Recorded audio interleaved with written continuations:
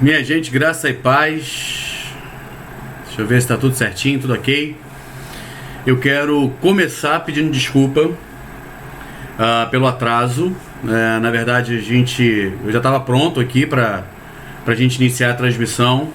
Só que a gente usa um serviço de transmissão simultânea no Facebook e também no YouTube. E vez ou outra do YouTube dá algum erro, né? E aí eu estava tentando resolver aqui e por isso não entrei a tempo para a gente conversar. E aí eu queria, aproveitando, né, esse problema que a gente teve aqui, eu queria fazer um pedido a você. A gente só está transmitindo pelo Facebook, né? Então não consegui resolver o problema no YouTube, infelizmente. Eu ia ficar muito tempo aqui ainda pesquisando, entrando em contato com o suporte, enfim, e aí eu não ia conseguir entrar a tempo, os irmãos iam aguardar muito aí. Então o meu pedido é o seguinte: talvez você esteja nos vendo no Facebook. No Facebook a gente tem quase 1000 pessoas que seguem a página da igreja, mas quando a gente dá uma olhadinha no YouTube, a gente tem 500 seguidores no canal apenas. Se a gente conseguisse migrar boa parte ou boa parte das pessoas que nos seguem no Facebook se inscrevessem no canal, a gente consegue resolver boa parte também desse problema de transmissão, porque eu poderia facilmente pegar o celular aqui e começar a gravar simultaneamente sem depender desse serviço. Então eu queria pedir a tua ajuda aí, para você pedir aos amigos, os contatos e tudo, para se inscrever no canal da igreja, pra gente ver se a gente consegue resolver isso, né? Então fica esse apelo aí, tá bom, gente? Se você puder nos ajudar compartilhando o canal. A gente tem encontrado muita dificuldade em relação à transmissão, porque há uma dificuldade de configuração. Eu não sei o que é, eu não sou de TI, então eu não posso afirmar o que é, mas o serviço que a gente utiliza, eles, vez ou outra, dá um probleminha no YouTube e a gente não consegue resolver, tem que entrar em contato com o suporte, e nesse tempo os irmãos ficam aguardando. Então eu quero fazer esse apelo aqui, ó. O nosso canal é esse aqui, ó, IESIC TV. Se você procurar no Google IESIC TV, no YouTube, perdão, IESIC TV, você vai conseguir achar o nosso. Só tem esse canal com esse nome, né? Então você vai achar lá e você se inscreve no canal lá. Vamos ver se a gente consegue aumentar o número de inscritos para a gente não ficar dependendo então desse serviço que de vez em quando deixa a gente na mão. Um outro recado que eu queria dar é que a gente começa hoje o estudo da carta de Paulo a Tito. A gente vai fazer uma breve introdução aqui, né? E vai ser bem rápido mesmo, eu não vou tomar muito tempo dos irmãos, mas uma introdução para que você saiba que carta é essa que a gente está estudando, o que fala, por que ela é importante para os nossos dias. Uma outra coisa importante também é que hoje é aniversário da nossa irmã Juremar. Eu não consegui falar com ela ainda por telefone, estou falando aqui ao vivo. Se ela estiver vendo a gente aí pelo Facebook, eu sei que sempre ela acompanha a programação da igreja. E deixar um abraço, um beijo, desejar toda sorte de bênção da parte de Jesus Cristo, e que a tia Juremar continue a crescer na graça, no conhecimento do Senhor, sendo luz e sal por onde quer que ela passe. Vamos orar? Senhor, te somos gratos por essa noite, agradecemos pela oportunidade que temos, Pai, de, através da mediação da tecnologia, chegar na casa de cada pessoa, Senhor, de cada pessoa querida, de cada amigo, de cada amiga, de cada irmão. Pai, nós pedimos que o Senhor nos dê graça nesse momento, nos ajude, Senhor Deus, nessa introdução de uma carta tão importante para os nossos dias. Por isso, a nossa oração é essa: abençoa a tia Juremar, Senhor, derrama sobre ela bênçãos sem medida. Em nome de Jesus nós oramos assim. Amém. Muito bem. Um outro aviso, não vou dar mais aviso. Se você estiver vendo pelo Facebook e sabe que tem gente que só vê pelo YouTube, entra lá no WhatsApp. Eu não vou conseguir fazer isso agora. Entra no WhatsApp e diz: olha, no YouTube não vai rolar, vai pro Facebook que já está ao vivo. Eu acho que a gente consegue alcançar mais pessoas, tá bom? Mas fica mais uma vez o nosso apelo. Por favor, se inscreva no nosso canal lá no YouTube, para a gente conseguir fazer a transmissão direto, não depender, né, de nenhum recurso a mais. E é importante para a gente isso. Minha gente, eu queria falar com vocês sobre a carta de Paulo a Tito. Essa é uma carta importante para os nossos dias, apesar de ser considerada também epístola pastoral. Ela não pode ser confinada àquele tempo e àquele momento e a Tito, né, que foi deixado em Creta para resolver questões de relacionamento, enfim, organizar a casa. A igreja lá precisava de organização, de liderança, então Tito foi deixado lá porque era homem de confiança também do apóstolo Paulo, assim como Timóteo. Mas essa carta, então, ela tem a sua relevância para os nossos dias. Ela possui a sua relevância para os nossos dias por alguns motivos muito claros, né? Essa carta, ela fala de doutrina, da necessidade de expor doutrina, de pregar a palavra, de pregar as verdades eternas de forma sistemática, de forma clara, do ensino, de fato, da palavra de Deus, na conformidade com a doutrina dos apóstolos. Além disso, ela aponta para a necessidade do dever cristão. Então, ela dá ênfase na doutrina e também no dever cristão. Ela vai falar, essa carta que Paulo escreve a Tito, ela vai falar sobre o dever de cada crente em relação à igreja, o dever de cada crente em relação à família e o dever de cada crente em relação ao mundo. Então, não fala somente da doutrina, da necessidade de aprendermos a palavra, mas também fala da necessidade de vivermos a palavra. Uma coisa precisa andar com a outra, né? Eles precisam ter a mesma importância para nós. E então, quando a gente fala disso, e essa mensagem dessa epístola, quando trata disso, ela ganha relevância para os nossos dias, né?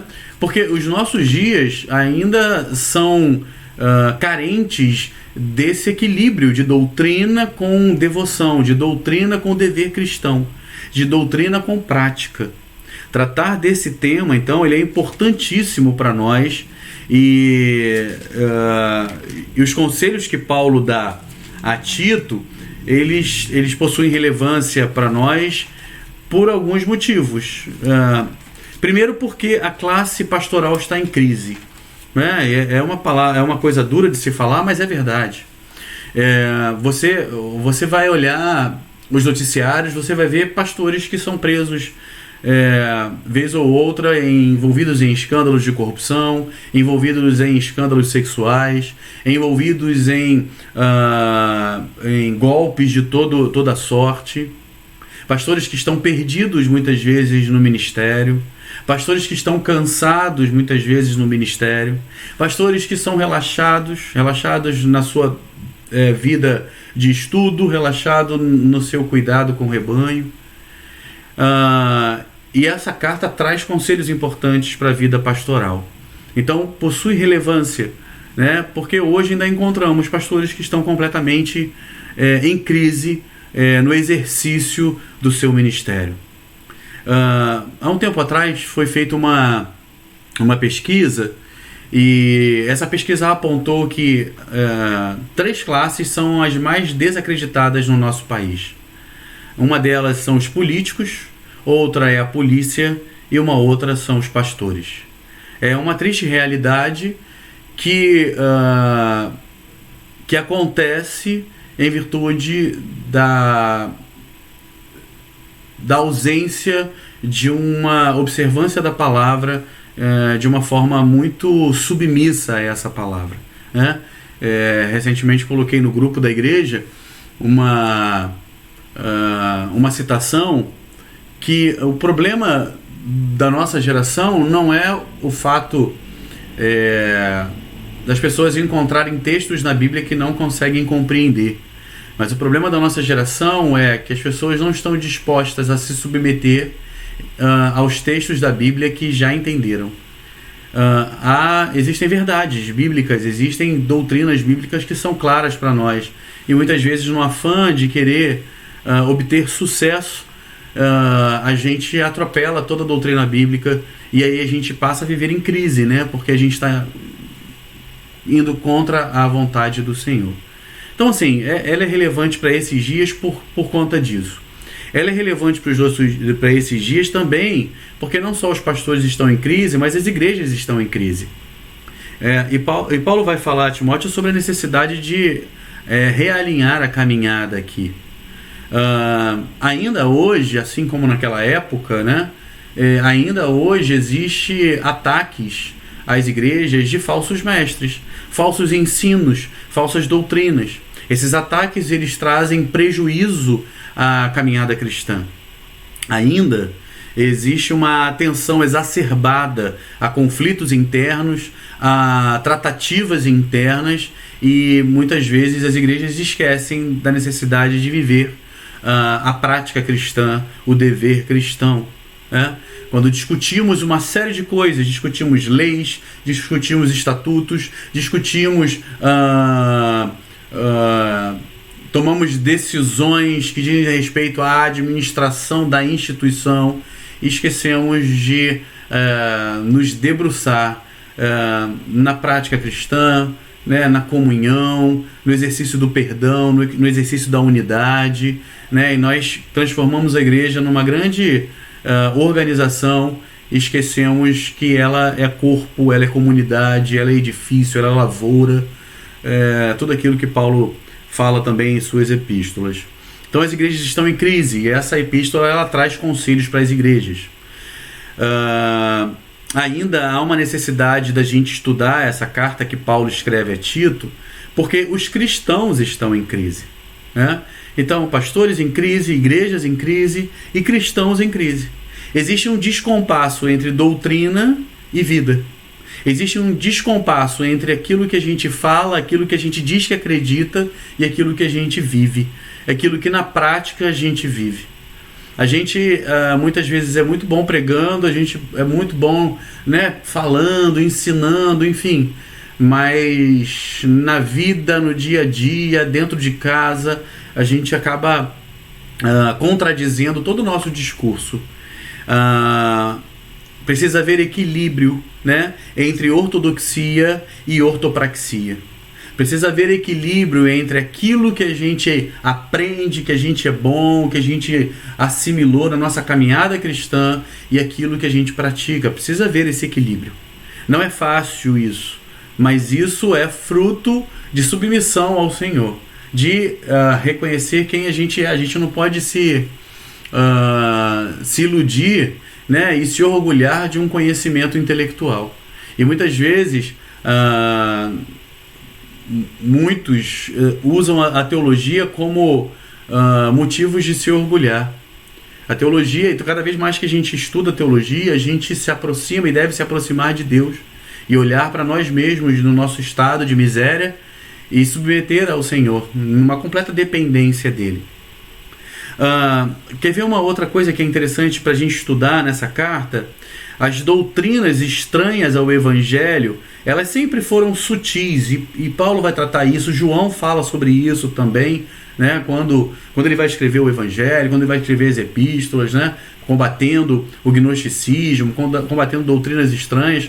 Essas doutrinas estranhas, elas continuam em nossos dias com uma roupagem diferente, assumem, né, uma forma diferente, de forma sutil elas entram nas nossas igrejas. Então, doutrinas que parecem tão inofensivas, mas elas são tão ofensivas ao Evangelho de Cristo Jesus. Então, Paulo alerta a Tito sobre a necessidade de ficar de olho aberto em relação às doutrinas estranhas. Uma outra coisa interessante que é importante notar nessa epístola, e lembrando para quem está chegando agora, que a gente está fazendo só uma introdução à epístola de Tito, né? De Paulo a Tito. Então é uma introdução hoje, na próxima semana a gente vai a gente vai entrar no texto, mas hoje a gente está fazendo só uma introdução e dizendo, em primeiro lugar, da relevância do estudo dessa epístola. Uma outra coisa interessante que a gente vai aprender aqui, e a gente vai ler aqui, e que se aplica aos nossos dias, é que os relacionamentos estão doentes. Tito, quando é deixado em Creta, ele é deixado para resolver questões também de relacionamento, para que ele pudesse colocar em ordem as coisas ali. E olha, queridos, relacionamentos doentes têm sido a marca dos nossos dias, sobretudo nas igrejas. As pessoas não estão dispostas a pagar o preço, as pessoas não estão dispostas a aprender juntos, a crescer juntos, a perdoar. Relacionamentos doentes, as pessoas se aproximam, e aí não falo só na igreja, mas as pessoas se aproximam muitas vezes por conta de interesse, as pessoas se aproximam muitas vezes por motivações estranhas, né? E Paulo vai dar conselhos importantes aqui para a gente restaurar relacionamentos. E relacionamentos de toda sorte aqui. Eu não estou falando só de um tipo de relacionamento. Então, assim, eu trouxe aqui pelo menos 5 motivos para a gente estudar essa epístola, né? Falei da questão da vida do pastor, falei da questão da vida da igreja, falei da questão da vida do cristão, falei da necessidade de blindarmos a igreja a doutrinas estranhas e ficarmos de olho aberto para essa entrada dessas doutrinas aí de maneira sutil, e falei também da necessidade de cuidarmos e tratarmos relacionamentos. Então, 5 pontos aqui, 5 motivos para a gente estudar a epístola que Paulo escreve a Tito. Aí eu acho que a gente já está convencido da importância de estudar essa pequena epístola. São 3 capítulos apenas, capítulos curtos. Eu tenho certeza que a gente mata essa epístola, assim, o estudo dessa epístola em três encontros. Lógico, a gente pode destrinchar cada vez mais, mas a gente tem feito um capítulo por encontro aqui, então eu tenho quase certeza que a gente consegue matar em 3 encontros. Mas então, assim, existem motivos importantes para a gente estudar. Quem foi que escreveu essa carta? A gente já falou sobre isso, né? A gente falou que Paulo escreve essa carta. Ele destina essa carta a Tito, né? Tito estava em Creta, também já falei um pouquinho disso no início. Tito, ele é mencionado em Gálatas, ele é mencionado 9 vezes na segunda carta que Paulo escreve a Coríntios, e também é mencionado na segunda epístola de Paulo a Timóteo. Quem era Tito, né? Tito, ele era um gentio convertido a Cristo. Ele tinha pais gregos, diferentemente de Timóteo, né? Que foi criado nas Escrituras. O pai dele era gentio, mas a sua mãe amava ao Senhor, a sua avó amava ao Senhor, e ele foi ensinado na palavra de Deus, ele observou a lei, né? Desde a sua infância. Mas Tito não. Tanto é que em Gálatas, capítulo 2, versículo 3, deixa eu só dar uma lida aqui para a gente não ficar só na minha fala. Gálatas, capítulo 2, verso de número 3. Vamos lá. Contudo, nem mesmo Tito, que estava comigo, sendo grego, foi constrangido a circuncidar-se. Ou seja, ele era gentio e foi convertido a Cristo. Ele se converteu por intermédio do ministério do apóstolo Paulo. Esse versículo que a gente leu de Gálatas aqui, a gente vai voltar a fazer menção quando a gente falar um pouquinho dessa história aí, por que Paulo escreve isso e fala isso de Tito em Gálatas, tá? Então, logo no versículo 4 do primeiro capítulo aqui da epístola, a gente vai ver que Tito ele é filho da fé, né, do apóstolo Paulo. Então, por intermédio do ministério de Paulo, Tito tem um encontro com Cristo. E aí, voltando ao que eu acabei de falar, ele serve de exemplo. Lá no Concílio de Jerusalém, em Atos capítulo 15, ele serve de exemplo àqueles que estavam ali, de alguém que teve encontro com Cristo e que não precisa se circuncidar. Na verdade, assim, esse encontro, esse concílio foi para tratar exatamente disso. Olha, os gentios precisam se circuncidar, né? Eles podem abraçar a fé cristã, né? Eles podem dizer que são discípulos de Cristo Jesus.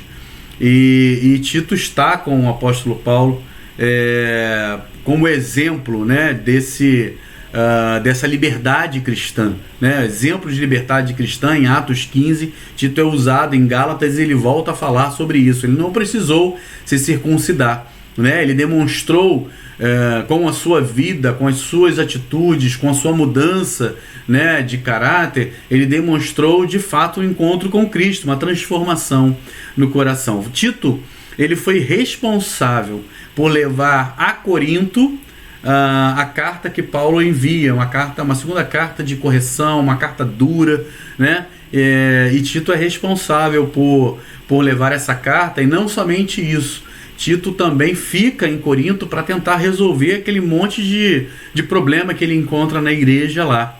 Então ele foi instrumento de Deus para resolver conflitos. Olha, é interessante que no versículo 5 do capítulo 1 dessa carta a Tito, Paulo vai dizer o seguinte: por esta causa te deixei em Creta, para que pusessem em ordem as coisas restantes.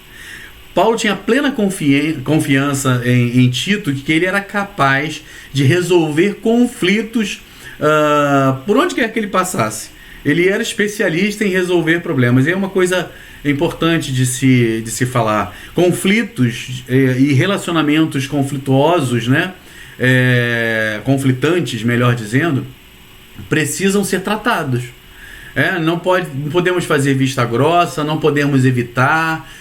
Lógico, precisamos agir com sabedoria, precisamos cuidar disso com muita sensibilidade, mas é algo que Tito deixa de exemplo para nós.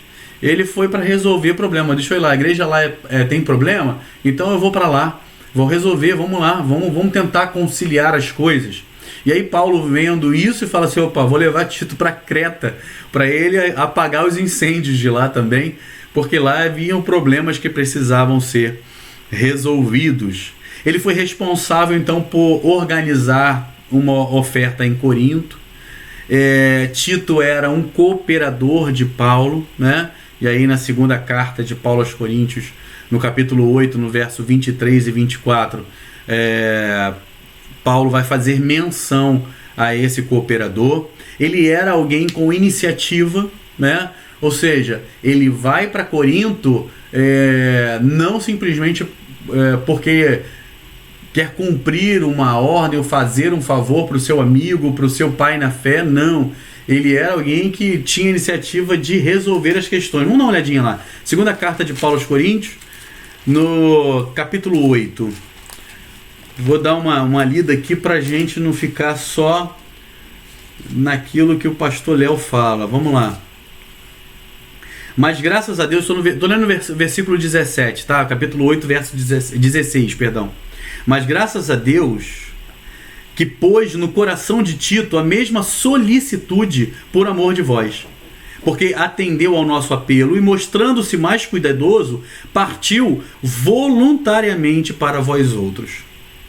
Interessante que Tito toma conhecimento das dificuldades da igreja de Corinto e ele fala assim: eu não posso ficar indiferente a essa dificuldade, eu preciso ser útil, eu preciso ser bênção, eu preciso ir até lá, eu preciso contribuir para a caminhada dos meus irmãos, para a fé cristã, para o progresso do evangelho naquele lugar. E quantas vezes nós nos omitimos diante de problemas? A gente quer fugir de problema, é verdade ou não é? A gente quer fugir de problema. A gente sabe que tem problema e vai para o outro lado. Mas Tito se sentiu tocado pelo Espírito Santo. E ele não ficou indiferente, né? A gente não vai resolver todos os problemas do mundo, né? A gente não vai resolver todos os problemas na igreja. Nós nem temos que ter a pretensão porque senão a gente vai viver frustrado, né? Mas a gente também não pode ficar indiferente. Se a resolução do problema não estiver ao nosso alcance, eu tenho certeza que está no alcance dos nossos joelhos no chão e a gente pode orar, mas indiferente a gente não pode ficar. Não há indiferença, né, na caminhada cristã. Ou a gente se propõe a fazer, ou a gente negligencia o nosso chamado. Não tem como a gente ficar neutro, né? Ou a gente diz sim ou a gente diz não, para as necessidades que estão à nossa volta. Tito era alguém íntegro no que diz respeito às finanças. No capítulo 12 aqui, da segunda carta de Paulo aos Coríntios, à igreja de Corinto, 12, verso 17 e 18, interessante o que Paulo vai dizer. Porventura vos explorei por intermédio de alguém que vos enviei? Roguei a Tito e enviei com ele outro irmão. Porventura Tito vos explorou? Acaso não temos andado no mesmo espírito? Não seguimos as mesmas pisadas? Tito vai também a Corinto porque os crentes daquele lugar tinham colocado o coração, o desejo de contribuir para os pobres da Judéia. E aí Paulo vai dar uma palavra dizendo o seguinte: olha, eu mandei Tito porque eu conheço o caráter dele, porque eu sei que ele não tem problema com dinheiro, em mexer em dinheiro, não tem problema em relação a isso, eu conheço o trato dele em relação às finanças, então por isso que eu mandei alguém da minha confiança. Uma outra coisa interessante é que Tito visitou Paulo em Roma na sua última prisão. E aí você deve falar assim: mas meu Deus, se essa epístola está depois da segunda epístola que Paulo escreve a Timóteo, no último estudo o pastor fala que Paulo depois, que a segunda carta de Paulo a Timóteo são as últimas palavras do apóstolo Paulo, como é que pode Tito ter visitado Paulo na prisão em Roma? A gente vai chegar lá e você vai entender isso. E agora você vai entender. Embora então a gente na sua Bíblia, na minha Bíblia, o posicionamento dessa carta esteja logo depois da segunda carta que Paulo escreve a Timóteo, ela não está disposta em ordem cronológica.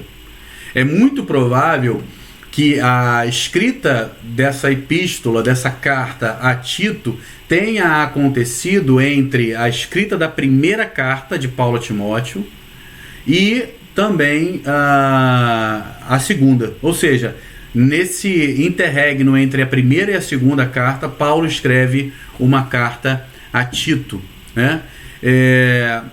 E aí a gente pode acompanhar um pouquinho isso em Atos. Em Atos, Paulo aluga uma casa para cumprir uma prisão domiciliar, e ele fica lá por 2 anos. Isso está em Atos 28, verso número 30. Depois ele é solto. Quando ele é solto, ele vai para Éfeso e leva Timóteo com ele. Deixa Timóteo em Éfeso. A gente já falou que Timóteo pastoreou a igreja de Éfeso. E Timóteo também fica responsável por supervisionar as igrejas da Ásia Menor. Depois Paulo vai para o norte da Grécia e lá ele escreve a primeira carta a Timóteo. Então ele deixa Timóteo em Éfeso, viaja, e quando ele vai para o norte da Grécia, ele escreve a primeira carta a Timóteo. Paulo depois sai dali, vai para Creta e leva com ele Tito, e deixa Tito em Creta para organizar a igreja. Isso está no versículo 5 do capítulo de número 1. O objetivo que Tito vai para a igreja de Creta. Depois Paulo vai para Acaia, né, que é o sul da Grécia, e de lá ele escreve essa carta a Tito. Isso está no capítulo 3, no verso de número 12. Então, na Macedônia, provavelmente é que Paulo decide escrever essa carta.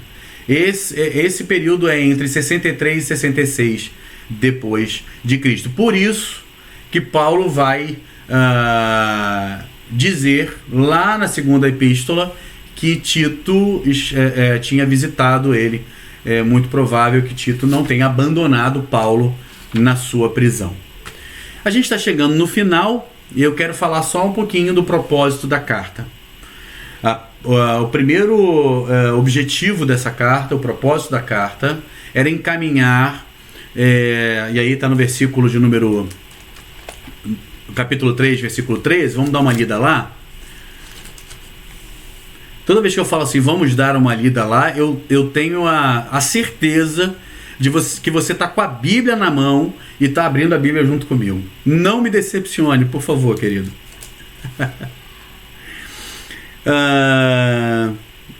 Capítulo 3, versículo de número 13. Encaminha com diligência Zenas, o intérprete da lei, e Apolo, a fim de que não lhes falte coisa alguma. Uma primeira observação que a gente tem do propósito da carta era que Tito organizasse a viagem, né, de Zenas e Apolo. Zenas era o intérprete da lei, algumas versões vão dizer que ele era advogado, e Apolo era o companheiro de jornada do apóstolo Paulo, né? Então providenciar para que tudo que fosse necessário para a viagem desses irmãos fosse suprido. Ou seja, Paulo escreve essa carta a Tito, para que ele pudesse providenciar todos os recursos para que esses dois homens pudessem viajar, né? Paulo não está preso aqui ainda, tá bom, gente? Uma outra coisa está no versículo de número 12. Ele pede a Tito que encontre com o apóstolo Paulo, né? Versículo 12: quando te enviar Ártemas ou Tíquico, apressa-te a vir até Nicópolis ao meu encontro. Estou resolvido a passar o inverno ali. Então o apóstolo Paulo vai dar um recado através dessa carta a Tito: olha, vem encontrar comigo, porque eu vou ficar em Nicópolis, né? E vou passar o inverno, se encontra comigo nessa região. E um outro propósito da carta é dar instruções pastorais acerca da igreja e do que a igreja deveria fazer. A carta possui pelo menos 7 ênfases, e eu termino aqui muito rapidamente. Primeiro, uma ênfase em organização de igreja, né? Como é que é preciso organizar a igreja, a necessidade da organização da igreja. Uma segunda ênfase é a liderança, a necessidade de olhar para a liderança da igreja e de cuidar da liderança da igreja. Uma terceira ênfase é no combate aos falsos mestres. A gente vai tratar de tudo isso quando a gente aprofundar o nosso estudo aqui no texto. Uma quarta ênfase é no ensino à sã doutrina, a necessidade de aplicar, de ensinar a palavra de Deus.